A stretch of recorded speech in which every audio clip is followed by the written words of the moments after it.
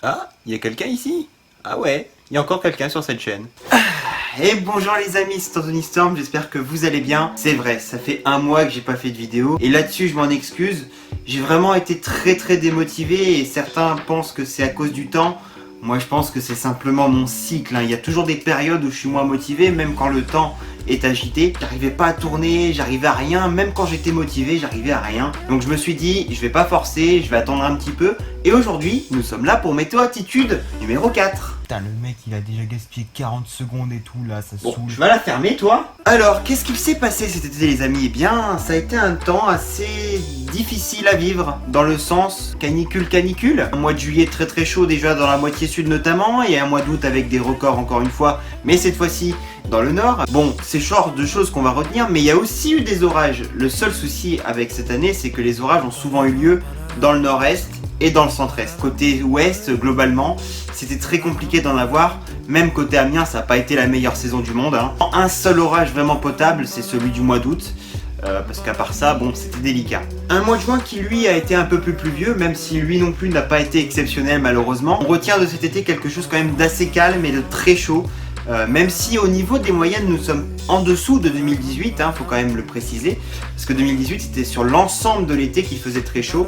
Là, bon, c'était quand même un peu plus raisonnable. C'est vraiment les pics de chaleur qui ont été super violents. Et c'est ça qui a d'ailleurs déclenché tous ces records. Ce sont vraiment les pics et pas les moyennes qui ont été explosives. Là-dessus, on repassera. Ce qui signifie Il est que... vraiment énervant là, il parle même pas de la sécheresse, putain. Bon, tu vas te taire, oui, j'allais y venir. La sécheresse. Et oui, parce que comme je vous l'ai dit juste avant, on a eu du sec et du chaud. Et le problème principal avec ça, ça a été la sécheresse. Car en effet, il y a eu de nombreux feux de forêt, des nombreux feux de champs aussi, hein, parce que ça a été vraiment beaucoup le cas. Sur l'ensemble du pays d'ailleurs, hein, parce que ça n'a pas été qu'au sud cette fois-ci. Même au nord, nous avons beaucoup souffert de la sécheresse. Et là-dessus, c'est un point très négatif, hein. On a vraiment perdu pas mal d'hectares avec tout ça. Et clairement, c'est quelque chose qui malheureusement a lieu de plus en plus parce que les étés sont de plus en plus secs et en même temps de plus en plus chauds. Et ce qui fait du coup que voilà, il y a quand même de gros problèmes avec ça. Et pour l'instant, c'est super délicat comme situation car il n'y a vraiment pas de solution, hein. Ça c'est clair, c'est la Nature qui décide. Merci le message. Donc bon voilà, que dire de plus sur cet été? Il n'y a pas grand chose à dire finalement, hein, quand on résume comme ça, voilà. Donc maintenant on va parler un petit peu de tendance. Déjà on peut s'apercevoir que ce début d'automne est assez calme, hein, avec beaucoup de soleil encore une fois, un peu de chaleur par-ci par-là.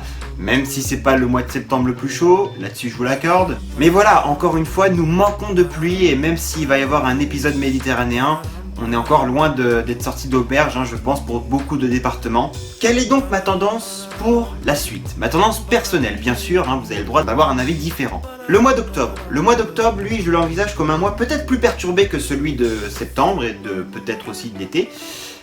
Parce que je pense que c'est généralement dans cette période-là que les pluies se réveillent un petit peu, il pleut un peu plus. Déjà là, pour cette fin de mois de septembre, on voit que ça va quand même un petit peu s'agiter. Je pense que ça va se poursuivre en octobre. Il y aura peut-être quelques excédents, mais peut-être pas partout. Ça va dépendre, je pense. Ensuite, le mois de novembre, lui, je le vois à nouveau un peu plus sec, avec un peu plus de tendance venteuse malgré tout, et un peu plus froid aussi. Alors bon, forcément, c'est la saison qui avance, vous me direz, mais quand je dis un peu plus froid, c'est par rapport aux moyennes. Je pense qu'il est probable qu'il soit un peu plus frais.